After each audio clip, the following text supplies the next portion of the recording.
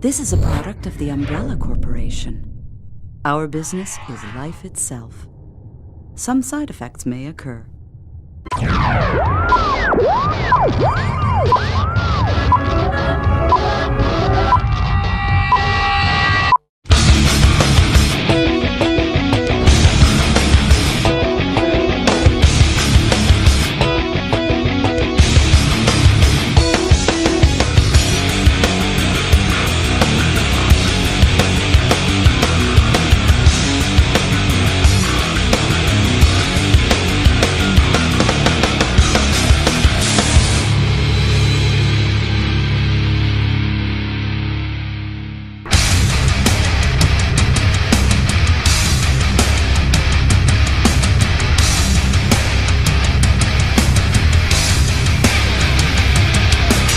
So, jumping from one apocalypse to another, it's about time that I got back to reviewing something Resident Evil related.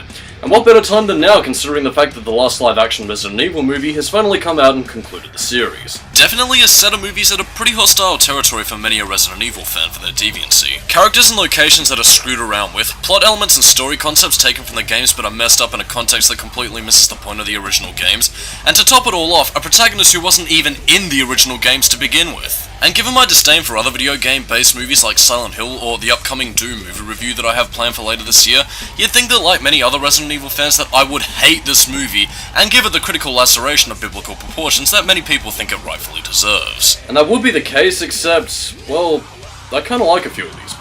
Don't get it twisted, the live-action Resident Evil movies aren't exactly cinematic masterpieces, and the story over the course of all 7 movies has quite a lot of misgivings even if you forget the fact that the films are based on a video game franchise, but on the whole, there are some things about the Resident Evil movies that I actually like. I already reviewed the first Resident Evil movie back in 2014, back during the days when I conversed with a static image of Lars Ulrich and a shady-looking motherfucker in Jeffrey Dahmer glasses. So if you don't mind some early installment weirdness, then you can find my full opinion on the movie there. Although it is kinda weird that I do remember that review, because if I remember correctly, didn't I die? Overall, the story for Jack and Daxter is... oh. That's the next time. It's not necessarily a fantastic movie by any means. It does work decently, however, as a corporate conspiracy thriller with a lot of horror elements from the games thrown in, while also injecting a nice little bit of cyberpunk into the mix. As for the other movies, I'll get into them at a later date, but for now, let's tackle Resident Evil Apocalypse, so on that note, let's get into some development history. Beginning work on the script in March of 2002, around the time where promotion for the first movie was coming about, Paul W.S. Anderson had this time, instead of crafting his own segregated storyline, instead decided to draw a little bit more heavily upon the video game elements. What came as a result of this was the inclusion of characters from the games such as Resident Evil's Jill Valentine and Resident Evil 3's Carlos Olive Oil. In addition, he would also be implementing many homages to the cutscenes within the games themselves, taken from Resident Evil's 2 through Code Veronica. The last thing to really note is that while Anderson directed the first Resident Evil movie, he declined to direct the sequel in favour of his other project at the time, Alien vs Predator. And so on September 10th, 2004, Resident Evil Apocalypse was released to mixed reception. But first, before we get to the plot, as per usual of these movie reviews, I'll be taking a look at the technical aspects first. The first thing for me to bring attention to would be the soundtrack, which is once again packing those badass metal tunes that I know and love. Devil Driver, Slipknot, Killswitch Engage, and Lacuna Coil? Fantastic. What isn't fantastic, on the other hand, is the score of the film, which unlike last time is no longer in the superb hands of Marco Beltrami and Marilyn Manson, which to me, well, it makes Resident Evil Apocalypse's horror atmosphere suffer as a result. Not to say that the score for this movie is bad, but it is something that I feel lost a little bit of its horror and industrial metal zest, which, while it is still somewhat present in the soundtrack, it doesn't quite pack the same kind of impact that the first movie had. However, a point of praise that I can give to this movie is its production work in the costumes, set design, and practical effects for the creature prosthetics. Say what you will about this movie being inaccurate to the game story-wise, but I will say that Sienna Guillory, both by looks and that outfit alone, are a near perfect match for Jill Valentine, and seeing the whole thing recreated in live action is nothing short of fantastic. Additionally, while it might not be a very big significant thing to most people, I really love Alice's wicked threads in this movie. I don't know, I mean, there's just something about the grungy, war-torn look to them that just screams badassery. And of course, I don't think I could conclude this segment without bringing attention to the prosthetics and creature design for the Nemesis. I mean, this is about as close to the creature in-game as you can get, and the way in which this movie brought about Nemesis to life is fantastic. Well, we've already survived one apocalypse with Bruce Willis, so let's see the follow-up to Milla Jovovich's jaunty walk through an abandoned hospital in Resident Evil Apocalypse. So our plot kicks off with something that at this point is pretty much a running gag in the series. My name is Alice. Look, I know we're barely a minute in here, but I honestly can't help but chuckle whenever I hear... My name is Alice. Not specifically for the introduction itself, but more so for as these movies go on, this is pretty much going to be the stock standard intro to every single Paul W.S. Anderson Resident Evil movie from this point forth. In fact, it's something that will become so repetitive it even bled over into another Milla Jovovich movie. Don't believe me? Take a look for yourself. I was head of security at a secret high-tech facility called The Hive. The trouble began for me the day I learned I was pregnant. The same day, I lost my husband, my future, my life. Anyway, Alice, fresh off her adventure from the Hive, explains the plot of the last movie with the only real thing of note to bring up is Matt's little infection. He's mutating. I want him in the Nemesis program. And I think we all know where this is headed. After the title sequence, we get an establishing shot of what looks to be Perfectopia, USA, where located right beneath the city streets of Raccoon City is the entrance to the Hive. Okay, look, I know I probably shouldn't be questioning the Umbrella Corporation, especially given some of the dumbass shit that we see in the games, but I think this bears mentioning.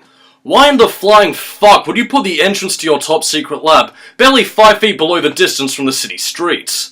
Anyway, lack of public safety aside, the Hive is being infiltrated once again by a team of Umbrella operatives heading inside to check what happened down there. And given the look of them, I have to ask, why do these idiots look even less prepared than the last team they sent in? Seriously, the last team they sent in had military-grade weapons and armor, whereas these biohazard-looking motherfuckers had sent in with nothing but a machine gun. Anyway, thanks to Team Dumbfuck, the zombies escape from the Hive and the Umbrella personnel are being evacuated from the city. Look, I don't want to nitpick this movie because I do enjoy Resident Evil Apocalypse quite a bit, but there are numerous logical fallacies on display here, even within the first 5 fucking minutes of this, and even if a complete dunce like me sees this as a bad idea, let's just break this down on a fundamental level so I can explain myself. Number 1. We've established from the first movie that you've lost contact with the Hive, so obviously something would have had to have gone wrong with both of your agents, Alice and Spence, going dark on you. Number 2.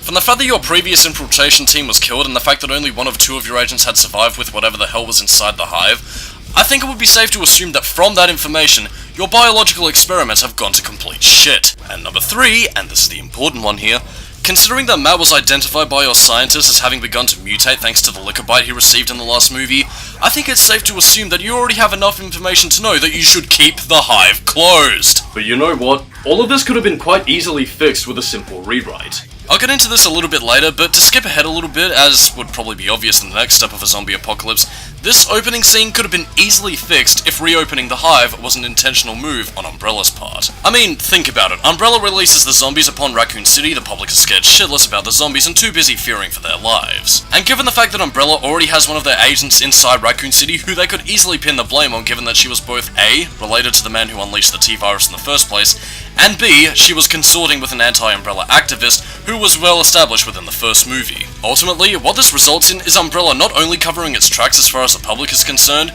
but also with their superiors and how this situation could be entirely blamed on Alice. And there.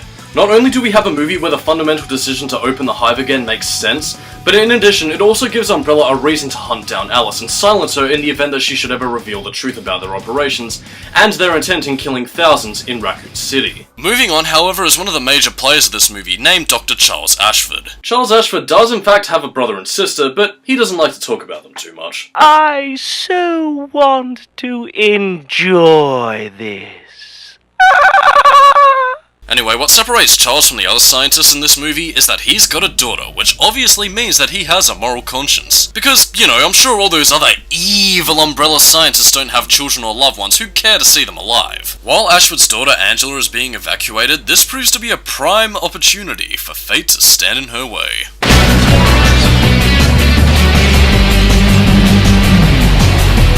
Miraculously, despite the crash, Ashford's daughter is still alive. Later on, we're introduced to Jill Valentine, a former member of STARS who apparently shares an apartment with Peter Parker from Spider-Man 2, tuning into a police radio giving police reports about mass hysteria on a high scale, screaming across Raccoon City. For those of you wondering why I'm so passive about Jill being introduced in this movie despite not being the main character, there's a minor difference between my reaction being that of, eh?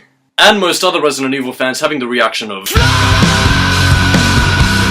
While I can understand why fans would be pissed that we're following this plank of wood named Alice instead of a character who we actually care about and was from the games themselves, for me, it didn't really bother me that much considering that the first movie established that this was a different canon from the games. However, From what we see from the establishing shot being inspired by the opening of Resident Evil 3, it seems to heavily imply that the Arkley Mansion incident, or at the very least some version of it, had happened in this canon, but we just didn't see it. So if you were going to go out of your way to establish a new canon with the first movie, yet you go back and use Jill's backstory from the video games, then why the hell not use the first game's story as the basis for the first movie in the first place? God, there was a lot of firsts in that, but still, nonetheless, I mean, it certainly would have made a lot of the game fans a lot happier. But I digress. What happens as a result of this is probably one of my favourite scenes in the movie.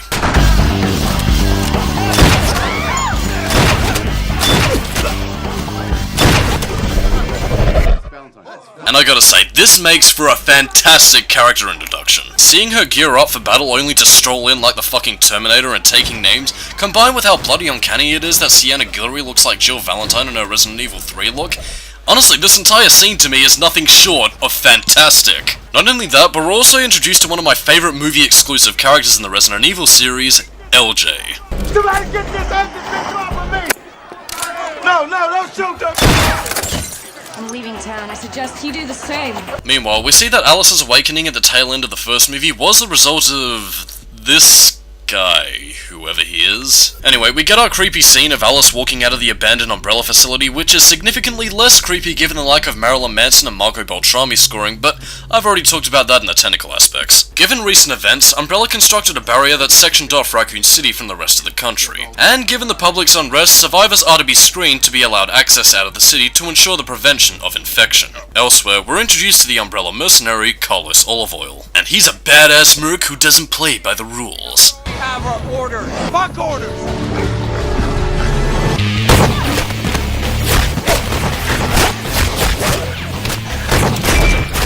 Or at least it would be if his big rescue mission wasn't a big waste of time. I've seen what happens to you once you've been bitten. There's no going back. No! Meanwhile, back at the barrier, chaos erupts as the zombies begin attacking the living, where Jill teams up with her old partner, Peyton Wells. And like all black people in horror movies, I'm sure he's gonna live a long, fulfilling... and never mind. With the infected getting so close to the gate, Umbrella seal off the city where the public are sent back into the city to die. With the rate of infection growing with each passing second, the European dude informs the Umbrella higher-ups on the situation before Charles states that he will only ever leave Raccoon City if he has his daughter by his side. With the European dude refusing to do so, Charles goes about his business sneakily as he logs into a computer to find that his daughter had already doubled back to the school after the crash, with Charles tracking down Alice as his means of getting Angela out of the city. Speaking of Alice, she locates a store which is surprisingly filled with ammunition. Funny, given the fact that this takes place in America during a zombie apocalypse of all things, I'm pretty sure that those kinds of stores will be completely devoid of ammo and weapons by this point. Regardless as such, she gears up ready for battle and ready to take down the zombie threat. But of course, not before she takes a Linkin Park song far too literally.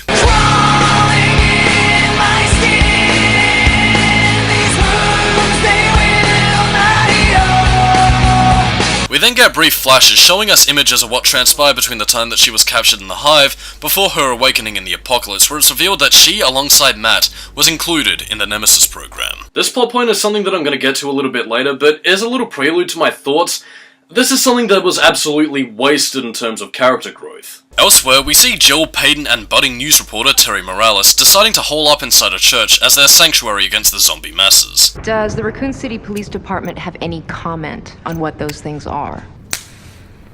What's that you got there? My Emmy. That's if any of us make it out of here. Lady, I'm pretty sure there's much bigger fish to fry right now than shooting your little Tony Blair witch project. Hearing a noise up north, Jill heads up to investigate, finding a painfully obvious horror setup.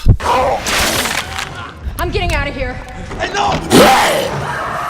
Why would you do that when you know for a fact that there are fucking zombies out there? Anyway, with our characters boxed in, we get a scene which is probably one of the few moments of horror we're gonna get in this movie. Yes, you probably noticed, unlike the previous Resident Evil movie which tended to have a decent balance between horror and action, Resident Evil Apocalypse tends to lean heavier on the action rather than the horror. Which to me makes this movie the last time the live-action series would ever attempt to provide any kind of horror atmosphere, which I suppose is why this sequence in particular does well to stick out for me. But to dig a little deeper here, what works about this in terms of horror is the predator and prey relationship. Namely, that us the viewer are seeing things from the prey's perspective. We only catch brief blurs of what's stalking us with little idea of what's attacking us, all the while hearing distant growls of something in the background that'll likely be picking chunks of our flesh and bones out of its teeth within moments. In essence, this is the kind of horror that Resident Evil excels at, and this scene does a fantastic job of portraying the kind of horror that Resident Evil had once become so famous for. With Churchy being picked off, Jill wanders around the halls before being reunited with Peyton and Terry, who estimate that 3 lickers are inside the church, boxing them in with ammo and resources at an all-time low. And people say that the Resident Evil movies don't portray the games accurately. And just when it seems like all is lost for our trio,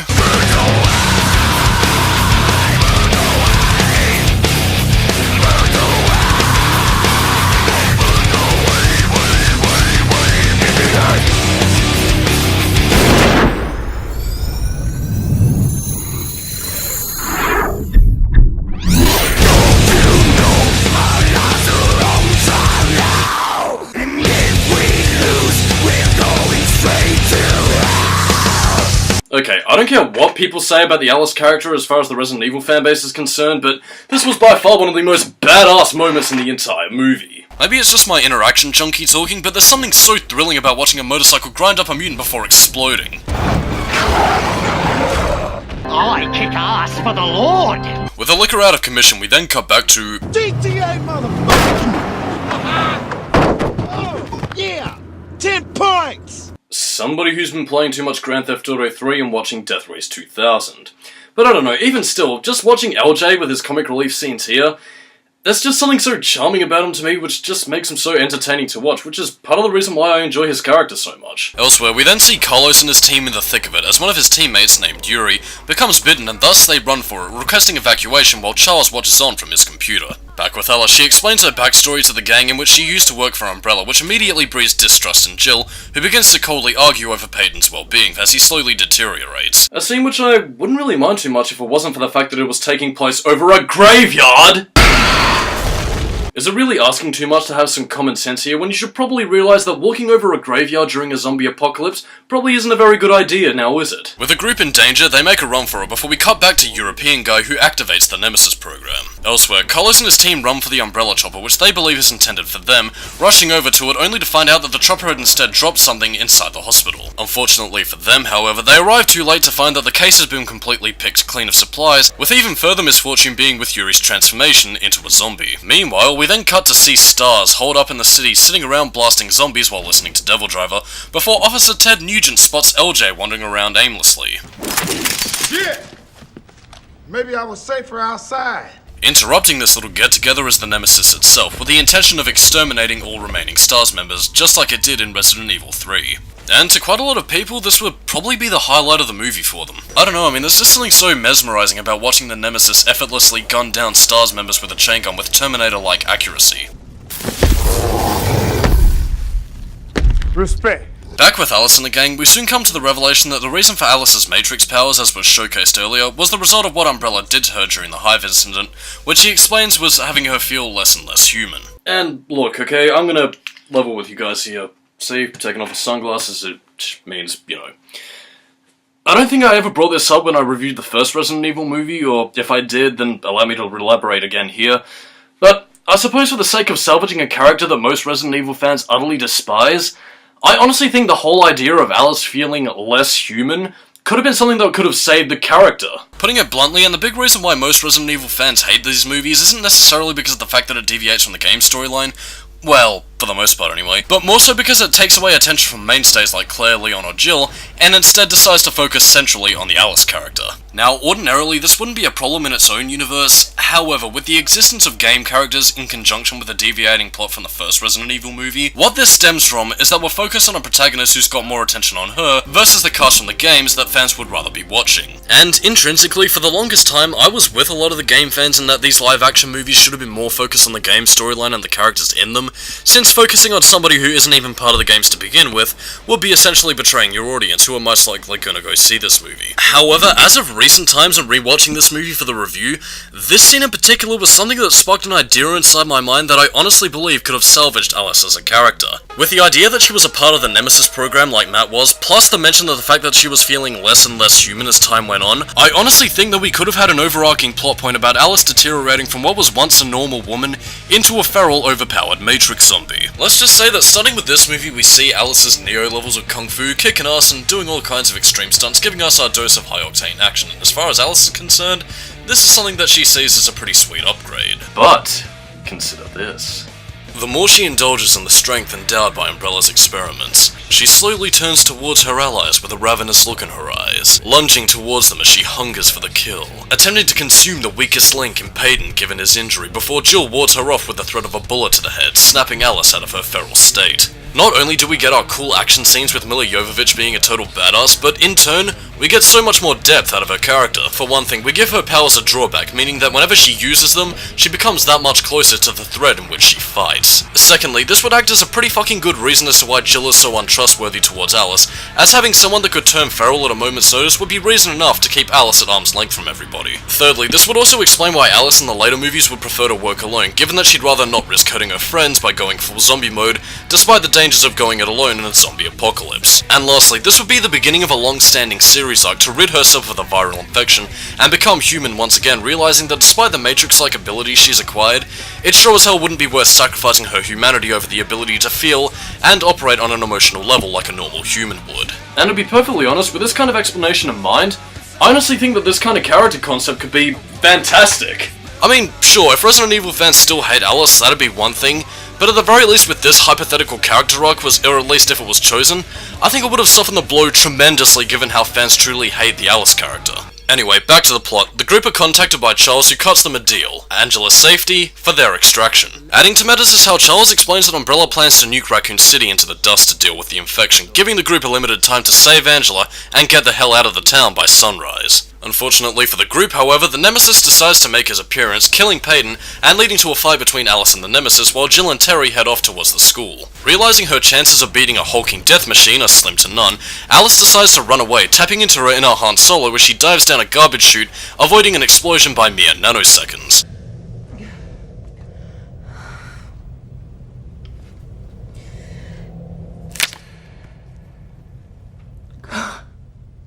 Again, people will slag the Alice character as being something of a Mary Sue, but I do think that if the series had more scenes like this, then it could show that while yes, your main character is a complete and total badass, they're not invincible, and as such we can still have our moments of tension, which, given if our main character is afraid of something, then by extension, the audience will be afraid of it too. One small scene I'd like to bring mention to is a scene where the zombie Peyton attacks Jill, and she's forced to shoot her old comrade.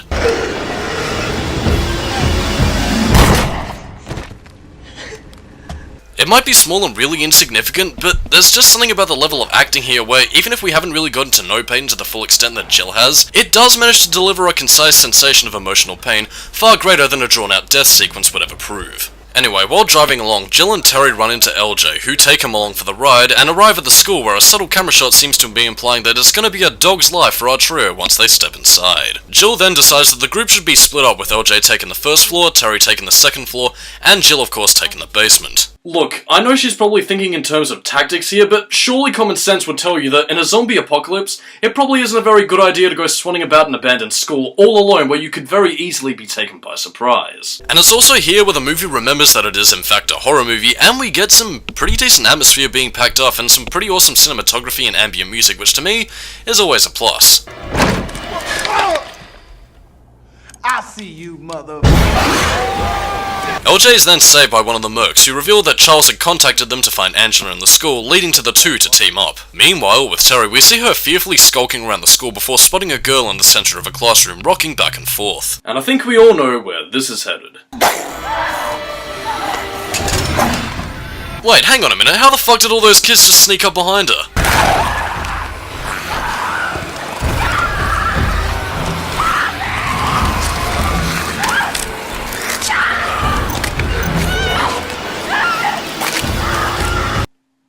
Holy fuck!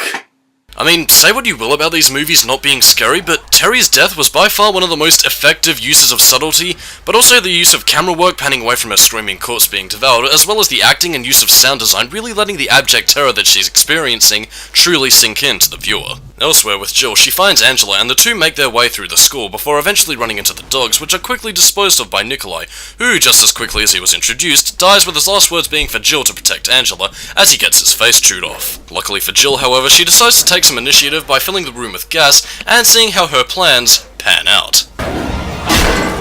The two make a run for it, with Jill tossing a match inside the room, igniting an explosion which reunites the group with Alice. We soon come to learn that the reason why Angela was so important was because she was infected with the T-virus from a young age, which was initially developed by Charles as a means of regenerating his daughter, so that she would never have to suffer the same illness that he has, before his work was taken by Umbrella. However, what we learn from this is that while the T-virus antidote isn't a be-all, end-all cure, it is something that keeps the zombie virus in check, which is what Angela had to take in order to remain relatively normal, while everybody else turned into zombies. I wonder why this is, considering the fact that when Rain from the last movie had taken the antidote, she'd already converted into a zombie, although I suppose that could possibly be attributed to how far the virus had spread throughout her body by that stage. Shortly thereafter, Carlos and LJ reunite with the gang with Angela safe and sound in their possession, and they get back into contact with Charles again as they begin to hash out terms for their extraction from Raccoon City. After telling them where the chopper's located, Charles' communication network is cut off by European dude who, as it turns out, had Charlotte played in his little manipulation game all along. The gang arrive at the landing zone, scoping out the area which is lightly guarded by Umbrella soldiers, taking them out with ease, only for European dude to show up alongside the Nemesis with our group walking in like lambs to a kebab shop. For some bizarre reason, European dude, instead of outright killing the gang and being done with it,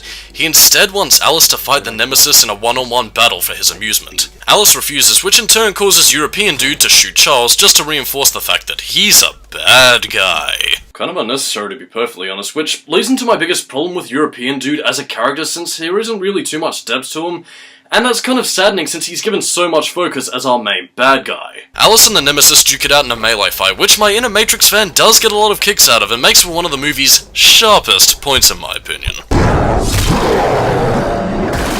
With the Nemesis impaled and Alice continuing to pummel it into submission, she slowly comes to the realization that the very bioweapon she's beaten the shit out of is in fact the only other survivor of the Hive incident, Matt Addison. And here's where we get something that's eventually lost in the later Resident Evil movies, with Alice actually showing human emotion. We're seeing similar cellular regeneration.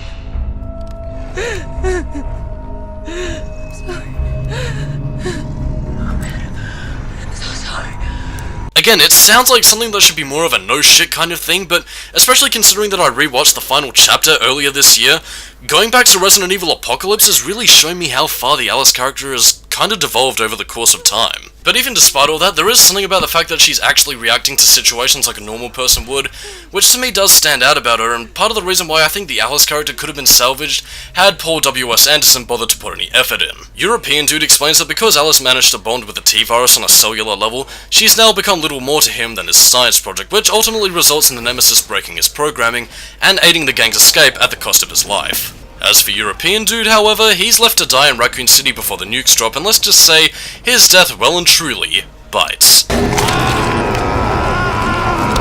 As a new day dawns over Raccoon City, the missile explodes and recreates the ending to Resident Evil 3. However, unlike Resident Evil 3, the chopper ends up being caught in the blast radius and is destroyed, crashing somewhere in the Arklay Mountains, with Alice remaining behind, while all the others had apparently deserted the crash site. Afterwards, we then cut to a newsreel showing that the media have been lying to the public through the use of the true nature of Raccoon City's apocalypse by claiming that the tapes filmed by Terry Morales throughout the whole movie were nothing more than a hoax, and that Jill Valentine and Carlos Olive Oil are now all wanted criminals. And then we get a sequence that I swear was added purely for the sake of padding out the movie's runtime. We then see Alice doing her best Ghost in the Shell impression, being studied by Umbrella scientists, marveling at her abilities, busting her way out of the lab, going as far as to actually kill one of the guards by psychokinesis.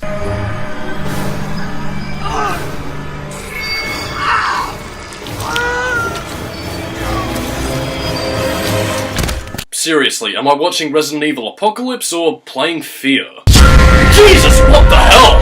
Anyway, Armorcam references aside, despite being cornered by an armada of Umbrella soldiers, Jill, Carlos and LJ and Angela, for some reason, escort Alice out of the premises and sneak her out of the facility. Now while I don't exactly mind this, to me it seems a little bit more like the last sequence was there purely to pad out the movie's running time. Program Alice activated. Ah, sequel bait. Fantastic. Which is kind of a shame because I'm pretty sure that this sequence would have made for an amazing opener for Resident Evil Extinction, with the last thing we see of Resident Evil Apocalypse being the chopper crash and Umbrella taking Alice's body away for experimentation. But with all that out of the way, what are my final thoughts on Resident Evil Apocalypse? Given the bipolar tone of this review, you might think that I hate this movie like most other Resident Evil fans, but in all honesty, I really don't. My biggest problems with the movie mostly stem from the hindsight and a few general flubs in the context of some actions being taken by Umbrella and side characters throughout the movie, the latter of which I can mostly ignore for the sake of me being a pretty chill dude who tends to let this kind of shit slide compared to most other internet reviewers who'd bitch and moan about it for hours on end. However, hindsight affects me in the part of how what Resident Evil Apocalypse offered in terms of potential for not only sequels to follow up on, but also for the character of Alice herself, as I've already gone into detail on. Ultimately, I can't help but feel as if a simple rewrite would have fixed most of my problems with this movie. That being said, however, I did enjoy the action scenes in this movie, and I enjoy the occasional use of brilliant horror scenes like with Terry's death, and of course the scenes in the church and school. And while I don't think that the score compares to the work of Marco Beltrami and Marilyn Manson, I do get a massive kick out of the licensed soundtrack featuring bands like Devil Driver, Slipknot, and Killswitch Engage. In terms of recommendations, if you're looking for an action movie that you can watch on Saturday night with zombies, kung fu, mixed in with some early 2000s sci-fi elements, then I'm pretty sure Resident Evil Apocalypse is definitely going to satisfy your inner action junkie. For fans of the games, however, I think your negative stance in this movie is probably made clear by this point, but that being said, if you're willing to give this movie a shot, then I think what I mentioned before, even for those who aren't hardcore Resident Evil fans, still very much applies here, depending upon whether or not you're willing to let go of some of the game continuity things that might hinder your enjoyment slightly. Even despite all those flaws, I can still look past it and see Resident Evil Apocalypse as being a pretty fantastic movie. So on that note, I am Skully, keep it new metal, and I'll catch you next time for Jak and Daxter the Precursor Legacy. Catch you later.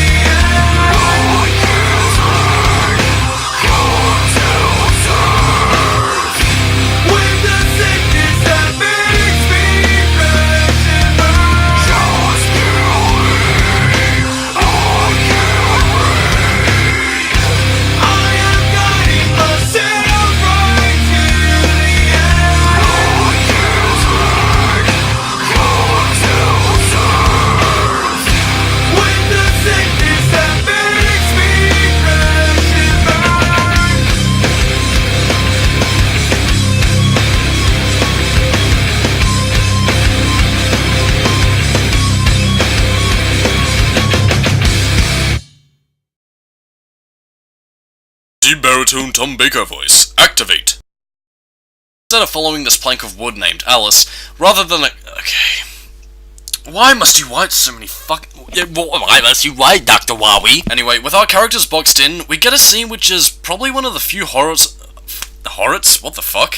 Oh, Horrors, you dastardly man! We soon come to learn that the reason why Angela is so important was because she was infected with the T-virus, which was initially developed by Charles as a means of regenerating his daughter, so she wouldn't have to suffer the same illness.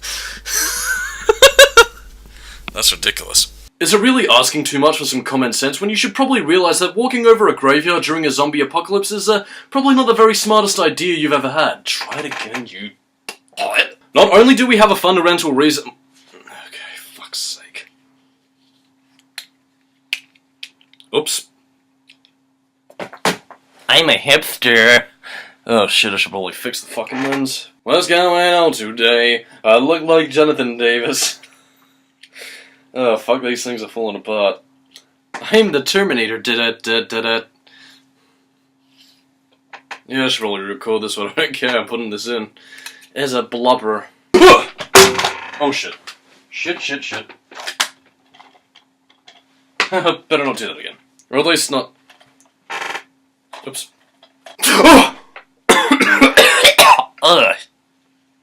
Oh, maybe all my weight seriously is killing me. No, because if that happened, then I would explode into a billion pieces. Catch you later. I'm walking into the TV. I shouldn't be walking into the TV. And that's because I am. It is the Ring Blog! Fuck, I really gotta stop hitting that wall.